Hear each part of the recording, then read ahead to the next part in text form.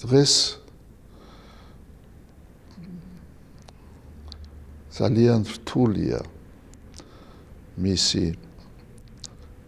და მძიმეა მისი ჯვარი, ძალიან რთულია საქართველოს მდგომარეობა, მაგრამ მე მიმაჩნია, რომ ბატონი ედუარდ გიორგი შევარდნაძე არის ის პიროვნება, რომელსაც ძალუც გამოიყვანოს აი ამ რთული და მძიმე მდგომარეობიდან საქართველო. ვიხსენებ იმ დროს, როცა იგი იყო საქართველოს ხელმძღვანელი,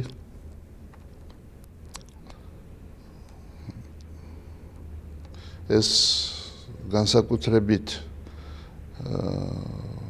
გამოიხატა მისი პოზიცია ეკლესიის მიმართ იმ დროს, როცა გარდაიცვალა უწმინდესი და უნეტარესი სრულიად საქართველოს კათოლიკოს პატრიარქი დავით მეხუთე.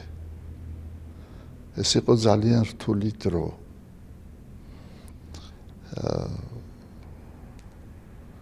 მოსკოვში სუფევდა ასეთი აზრი სამთავრობო წრეებში, რომ ეკლესიაში რაც უფრო მეტად უარესად იქნება საქმე, მით უკეთესია მთავრობისათვის, საბჭოთა მთავრობისათვის. მაგრამ აი მისი პოზიციიდან ჩვენ ხედავდით, რომ ის სხვანაირად ფიქრობდა. ის ფიქრობდა, რომ საქართველოს ეკლესიას სჭირდება მეთაური, ნამდვილი მეთაური, რომელიც გაუძღვება ეკლესიას და ამავე დროს მჭიდრო კავშირში იქნება ჩვენს ერთან.